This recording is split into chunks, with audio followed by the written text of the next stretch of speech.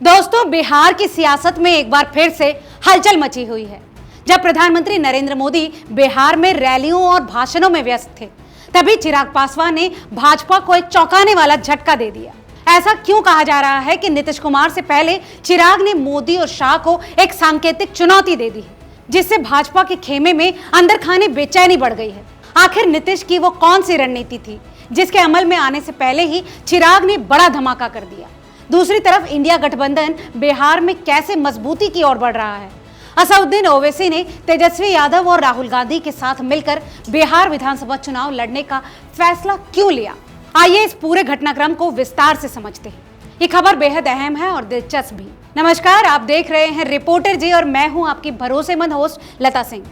दोस्तों, एक और प्रधानमंत्री नरेंद्र मोदी बिहार में थे और उनके हर भाषण में ऑपरेशन सिंदूर का जिक्र प्रमुखता से हो रहा था। उनकी ये रणनीति, जिसमें महिलाओं को सिंदूर भेजने की योजना है, 9 जून से शुरू होने वाली है। लेकिन दूसरी ओर बिहार का सियासी समीकरण एनडीए के लिए अब उलझता जा रहा है। बीजेपी और उनके सहयोगी दलों के लिए परिस्थितियां अब जटिल होती जा रही हैं। हाल ही के दिनों में एनडीए गठबंधन में उथल पुथल देखने को भी मिली और अब चिराग पासवान के एक बयान ने इस अस्थिरता को और बढ़ा दिया है। चिराग पासवान ने स्पष्ट कहा है कि वो दिल्ली में रहकर अपने बिहार फर्स्ट, बिहारी फर्स्ट के सपने को साकार नहीं कर सकते।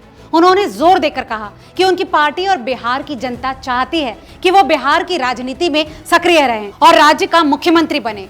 दोस्तों, ये बयान तब आया जब नरेंद्र मोदी बिहार में 2 दिन के दौरे पर थे और एनडीए को एकजुट करने में जुटे हुए थे। दोस्तों, मोदी अपनी रैलियों में ऑपरेशन सिंदूर और सेना के शौर्य जैसे मुद्दों को उठाकर जनता का भरोसा जीतने की कोशिश में है, ताकि एनडीए बिहार में प्रचंड बहुमत के साथ सत्ता में लौट सके। लेकिन वहीं चिराग पासवान के इस बयान ने न केवल नीतीश कुमार के लिए बल्कि मोदी और शाह के लिए भी एक नई चुनौती खड़ी कर दी।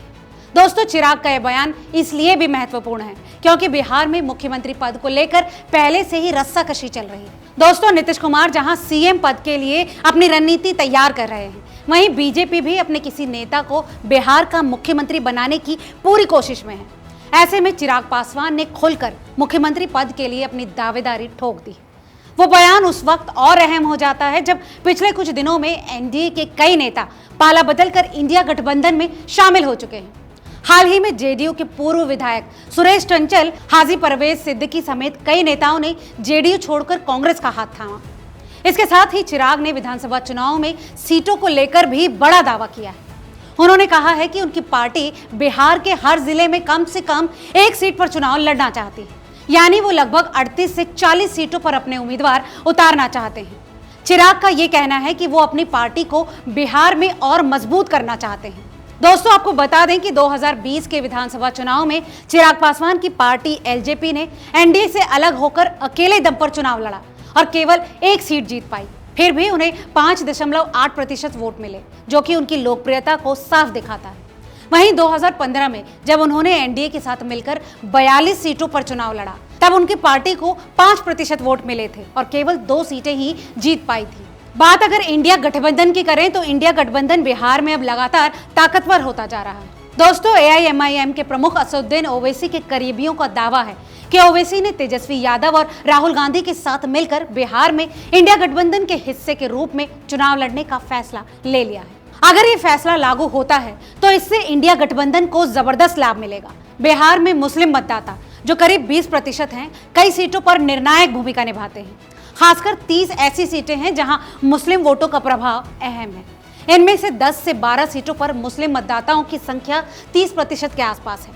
अगर ओवैसी इंडिया गठबंधन के साथ मिलकर चुनाव लड़ते हैं तो इससे न केवल गठबंधन को लाभ होगा बल्कि ओवैसी की पार्टी को भी ताकत मिलेगी। दोस्तों, 2020 के चुनाव में ओवैसी की पार्टी ने 5 सीटें जीती थी, लेकिन बाद में उनके 4 विधायक आरजेडी में जाकर शामिल हो गए।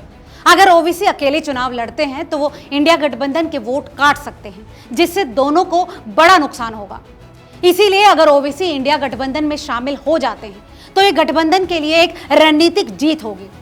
सूत्रों के मुताबिक ओवैसी 10 से 15 सीटों की मांग कर सकते हैं, लेकिन इंडिया गठबंधन उन्हें 6 से 10 सीटें दे सकता है। इसी बीच एनडीए में टूट का सिलसिला भी थम नहीं रहा।